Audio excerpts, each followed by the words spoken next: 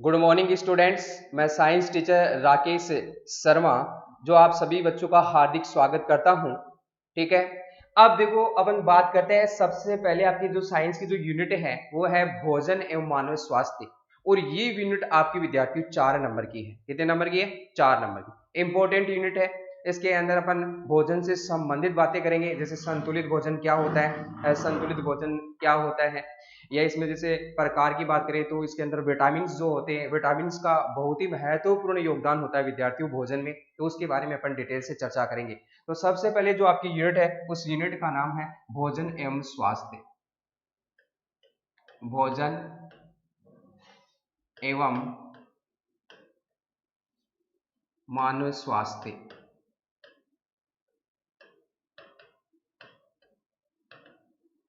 ये यूनिट जो है विद्यार्थियों 1 नंबर यूनिट, ये कितने अंक की है तो आपको ये भी पता होना चाहिए। ये 4 अंक की यूनिट है। कितने अंक की है? 4 अंक की ये यूनिट है, नंबर 1 यूनिट है। तो आपको इस यूनिट के अंदर से जो इंपॉर्टेंट यहाँ से जो क्वेश्चंस वगैरह बनेंगे वो साथ साथ में अपन डिस्कस करते चलेंगे। सबसे पहले आपको यहाँ से पूछा जाता है संतुलित भोजन। ये संतुलित जो भोजन होता है ये किसे कहा जाता है या क्या होता है? तो देखो, संतुलित भोजन के बारे में अपन बात करना चाहे तो संतुलित भोजन है क्या, तो यहां से क्वेश्चन भी निकला जाता है। कैसे पूछा जाता है? यह एक प्रकार का क्या होता है? आहार होता है विद्यार्थी। तो संतुलित भोजन में कहें तो संतुलित भोजन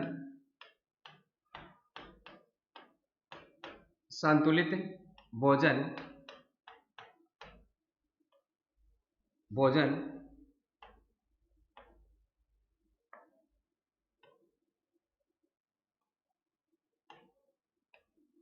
एक आहार होता है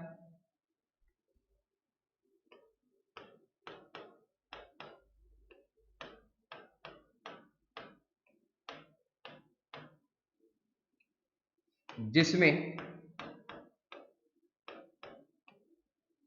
शरीर के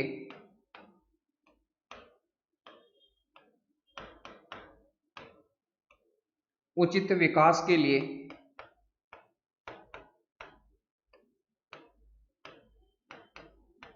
उचित विकास के लिए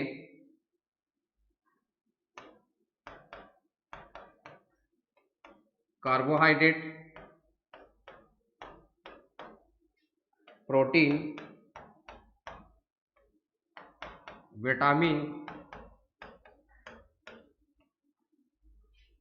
वसा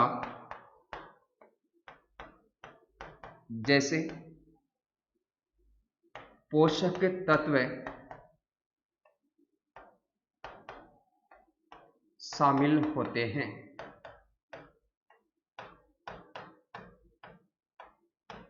तो उसे क्या कहा जाता है? संतुलित भोजन कहा जाता है। तो संतुलित भोजन क्या होता है, किसे कहा जाता है? तो संतुलित भोजन एक आहार होता है जिसमें शरीर के उचित विकास के लिए कार्बोहाइड्रेट है, प्रोटीन है, विटामिन है, वसा है जैसे पोषक तत्व क्या होते हैं? शामिल होते हैं। उसे क्या बोलेंगे अपन? संतुलित भोजन। दूसरी परिभाषा जब यहाँ से अपन डिस्कस करें तो असंतुलित भोजन की आती है कि असंतुलित भोजन किसे कहा जाता है? तो असंतुलित भोजन में ये जितने भी आपके पोषक तत्व होते हैं, इन पोषक तत्वों में किसी न किसी की क्या होती है? कमी होती है, और उसी को अपन क्या कहते हैं? असंतुलित भोजन। तो असंतुलित भोजन की अपन बात करें कि असंतुलित भोजन है ये किसे कहा जाता है या क्या होता है? देखो, असंतुलित भोजन, तो असंतुलित भोजन में अपन कहेंगे भोजन के पोषक तत्वों में भोजन के पोषक तत्व में किसी ना किसी अवयव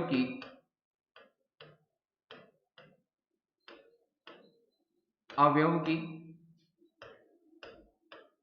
कमी हो तो उसे असंतुलित भोजन कहा जाता है। असंतुलित भोजन कहा जाता है।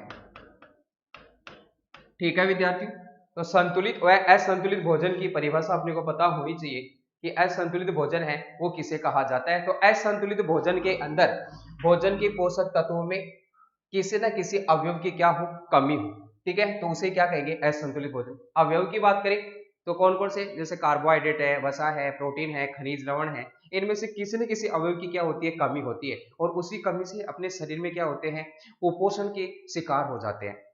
फिर अपन जैसे आगे बात करें यहां से इंपॉर्टेंट, तो इन पोषक तत्वों में सबसे पहले अपन डिस्कस करेंगे विटामिन के बारे में। किसके बारे में, विटामिन। ये विटामिन क्या होती है, विटामिन के बारे में किसने बताया था, विटामिन के प्रकार हैं वो कौन कौन से होते हैं। तो चलो आगे बात करते हैं अपन विटामिन। तो विटामिन के बारे में बात करें तो ये विटामिन से जो इंपॉर्टेंट क्वेश्चंस यहां से निकलते हैं उसके बारे में भी अपन देखते चलेंगे। विटामिन देखो, विटामिन के अंदर सबसे पहले आपको ये पता होना चाहिए कि विटामिन की खोज है वो किसने की थी और विटामिन का नाम किसने दिया था। तो विटामिन की खोज करने वाले वैज्ञानिक का नाम क्या था, यहां से पहला प्रश्न आपको ये पूछ सकता है। या फिर विटामिन जो है, इस विटामिन का नाम है वो किसने दिया था। तो विटामिन की खोज करने वाले वैज्ञानिक का नाम था हॉपकिंस। हॉपकिंस हॉपकिंस कब, 1912 में हॉपकिंस नामक वैज्ञानिक ने सबसे पहले विटामिन की क्या की थी, खोज की थी। विद्यार्थी, विटामिन का नाम किसने दिया, तो नाम देने वाले वैज्ञानिक का नाम था कैसिमर फंक। कैसिमर फंक नामक वैज्ञानिक ने विटामिन का क्या दिया था, नाम दिया था विद्यार्थी। ठीक है, तो खोज करना अलग चीज होती है और नाम देना अलग चीज होती है। ठीक, अब यहां से देखते हैं अपन विटामिन के प्रकार के बारे में। ये विटामिन जो होती है, ये विटामिन कितने प्रकार की होती है, ठीक है, कौन कौन से इसके प्रकार होते हैं। तो देखो आपको ये ध्यान देना है, विटामिन जो होती है मुख्यतः दो प्रकार की, ठीक है, एक तो जल में घुलनशील विटामिन और एक वसा में घुलनशील विटामिन। जल में घुलनशील विटामिन कौन सी होती है और वसा में घुलनशील विटामिन कौन सी होती है, उसके बारे में अपन देखें। तो विटामिन के प्रकार के बारे में अपन देखें तो एक इसकी टेबल बनेगी विद्यार्थियों। देखो, विटामिन दो प्रकार इसके कौन कौन से हैं, एक तो होता है आपका जल में घुलनशील विटामिन, जल में घुलनशील, और एक होती है वसा में घुलनशील विटामिन, वसा में घुलनशील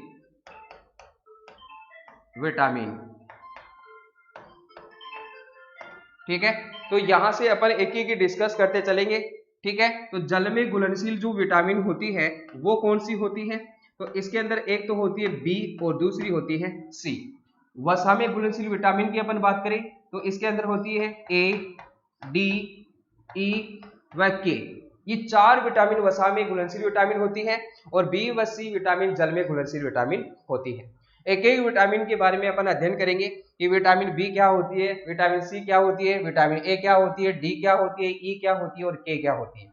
विटामिन से जो क्वेश्चन एग्जाम में पूछा जाता है तो वो क्वेश्चन पूछा जाएगा विटामिन किसे कहा जाता है, या विटामिन ए का रासायनिक नाम क्या है, किसकी कमी से कौन सा रोग होता है। तो डिस्कस करते हैं अपन। तो देखो यहाँ सबसे पहले अपन विटामिन ए की बात करेंगे। विटामिन ए, विटामिन जो ए होती है ये क्या होती है, विटामिन ए का रासायनिक नाम क्या होता है, इसकी कमी से है वो कौन सा रोग होता है। तो विटामिन ए की बात करें विद्यार्थियों, विटामिन ए। ठीक है, सबसे पहले बात करें कि विटामिन ए है, इस विटामिन ए का रासायनिक नाम क्या होता है, रासायनिक नाम। तो विटामिन ए का रासायनिक नाम जब आप लोगों से पूछा जाए कि विटामिन ए का रासायनिक नाम क्या होता है और इसका उपनाम है वो क्या होता है तो विटामिन ए का रासायनिक नाम होता है विद्यार्थियों रेटिनोल। रेटिनोल रासायनिक नाम इसका रेटिनोल होता है। उपनाम जब आपसे पूछा जाए कि इसका उपनाम क्या होता है तो आप बताओगे बी कैरोटीन इसका उपनाम होता है, बी कैरोटीन। ठीक है विद्यार्थियों, रेटिनोल या उपनाम बी कैरोटीन।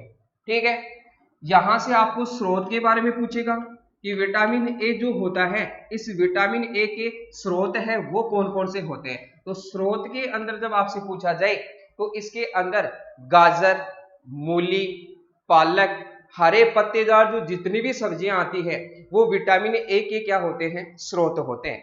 तो स्रोत के अंदर अपन लिखेंगे गाजर, मूली, हरे पत्तेदार सब्जियां,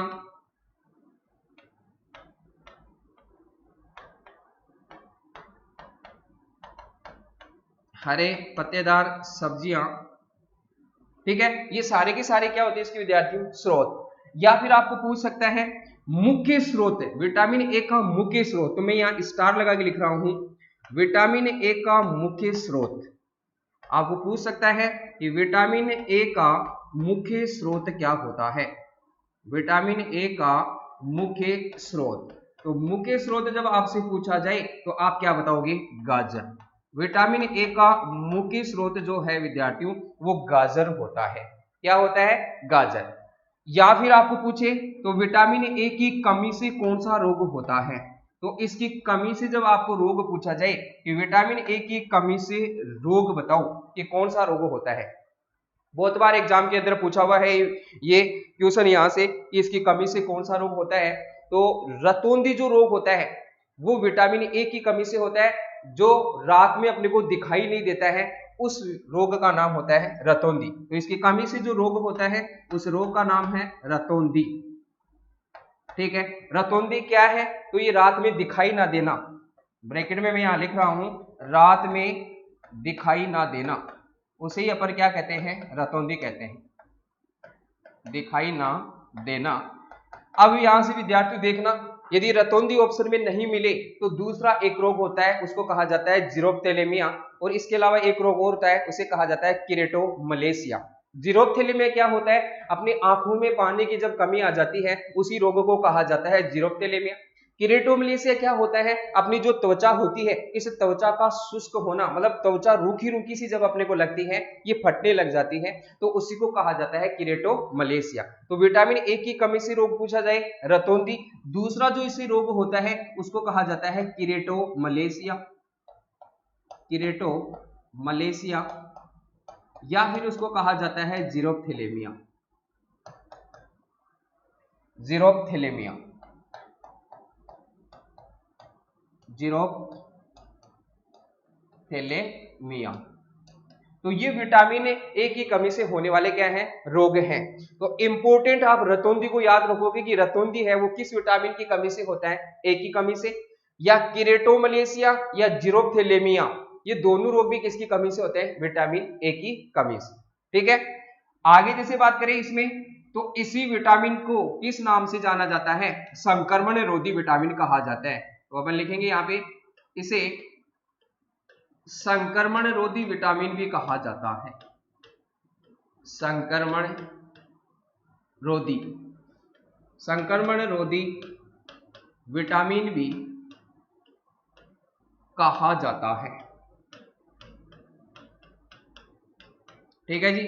या फिर और देखिए इसके अंदर, तो इस विटामिन का जो निर्माण है वो यकृत में होता है, इस विटामिन का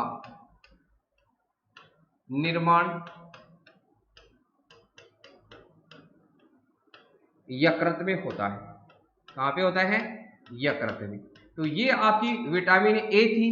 विटामिन ए में आपको दो चीज याद रखनी है, इसका रासायनिक नाम रेटिनोल, उपनाम बी कैरोटीन। कमी से रोग कौन सा होता है, रतौंधी। रतौंधी आपको नहीं मिले तो कौन सा, कीरेटोमलेशिया और जीरोप्थेलेमिया, दोनों रोगों के नाम आपको वो भी याद रखने हैं। क्लियर है विटामिन ए।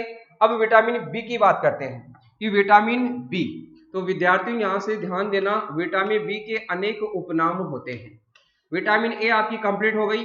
अब विटामिन बी की बात करते हैं, किसकी, बी। अब इस विटामिन बी के कई प्रकार हैं या उपनाम बोल सकते हैं, कौन कौन से sir, vitamin B1, B2, B3, B5, B6, B7, B9, B12 है। ये सारे के सारे जो प्रकार है इसी विटामिन के हैं। देखते हैं अपन एक एक प्रकार को। तो देखो, इस B1 जो विटामिन है, इस B1 विटामिन को ही क्या कहा जाता है, B1 कहा जाता है। B1 विटामिन को क्या बोला जाता है, B1। अब इस B1 विटामिन का जो रासायनिक नाम है, इधर लिख लेते हैं अपन रासायनिक नाम, सभी विटामिन के अपन रासायनिक नाम की चर्चा करेंगे। तो B1 विटामिन का रासायनिक नाम क्या होता है, ये भी कई बार एग्जाम में पूछ लेता है। तो इसका रासायनिक नाम होता है विद्यार्थियों नियासिन, सॉरी थायमीन होता है इसका नाम। रासायनिक नाम इसका क्या होता है, थायमीन। थायमीन। यदि आपको पूछा जाए विटामिन B2 का रासायनिक नाम क्या होता है, तो राइबोफ्लेविन।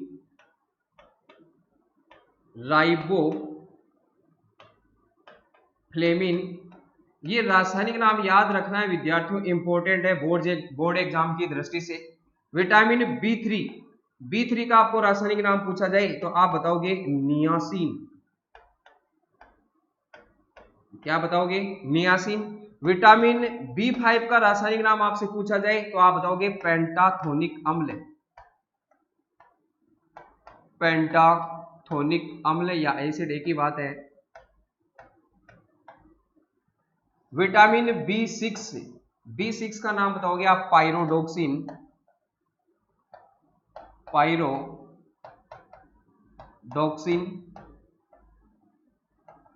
विटामिन B7 आगे बात करें तो विटामिन B7 का जो रासायनिक नाम होता है वो क्या होगा, तो इंपोर्टेंट नाम है विद्यार्थियों B7 का रासायनिक नाम बायोटीन। क्या होता है, बायोटीन। विटामिन B7 का जो रासायनिक नाम होता है वह है बायोटीन। और विटामिन B9 का नाम आपसे पूछा जाए, इंपोर्टेंट है फोलिक अम्ल होता है। और विटामिन B12 बहुत बार एग्जाम में भी पूछता है, कंपटीशन एग्जाम के अंदर भी। तो विटामिन B12 का रासायनिक नाम क्या होता है, साइनोकोबालेमिन। साइनोकोबालेमिन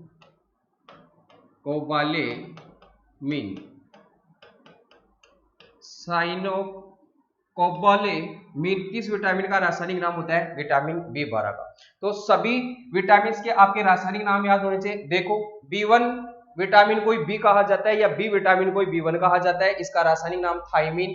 B2 का राइबोफ्लेविन, B3 का नियासिन, B5 का पेंटाथोनिक अम्ल, B6 का पायरोडोक्सिन। फिर आपसे बात करें कि B7 का बायोटीन।